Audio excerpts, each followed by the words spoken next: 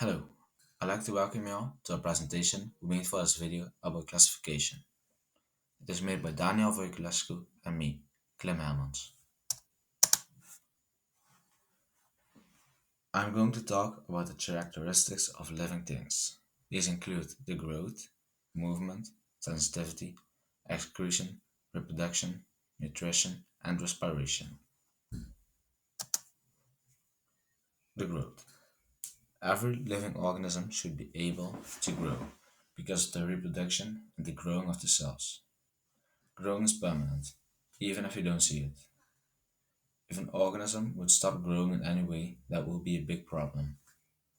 For example, if the stomach stopped making mucus, for some time the acid would eat through the sides of the stomach. This would of course cause a really slow and painful death. Movement. All organisms are able to move, including plants. Animals use their muscles, but plants don't have muscle, so they move through a process called phototropism. Bacteria move by flagella propel bacteria through the body. Sensitivity. Sensitivity is the ability to detect changes in the environment and react to them. Here's a fun fact. Our brain can process 11 million bits of information, but our consciousness mind only handles 40 to 50 of them. We, of course, didn't get all this info ourselves, but we got from the NPR. Excretion. Excretion is the removal from organisms of substances that aren't needed, are bad for them, or where there are too much of.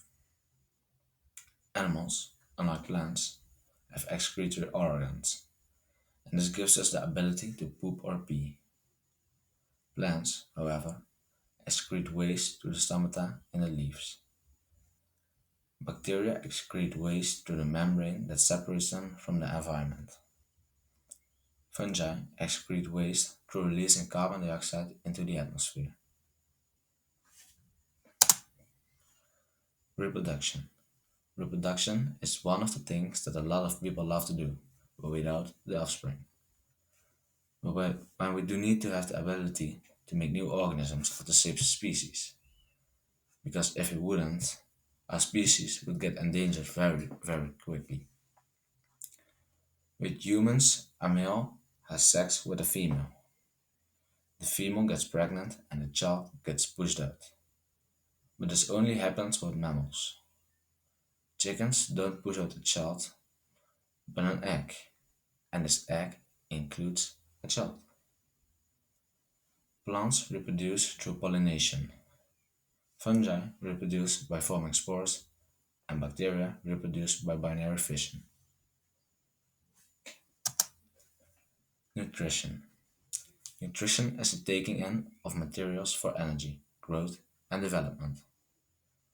Animals do this by eating. Simple. Plants do this by taking up carbon dioxide, water, and materials from the roots. Bacteria use enzymes to break down different nutrients. Fungi absorb the nutrients from their environment.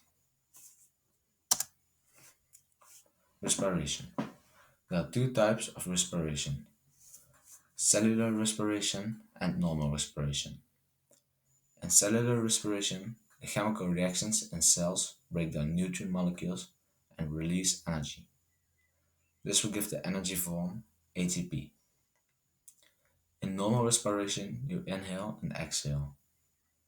Animals, however, do this by breathing. Plants by aerobic and plants do it by aerobic respiration. Bacteria and fungi do aerobic respiration the same way as plants do it. This was a video about the characteristics of living things from the classification chapter. I hope you enjoyed it and maybe have learned something of it. Bye.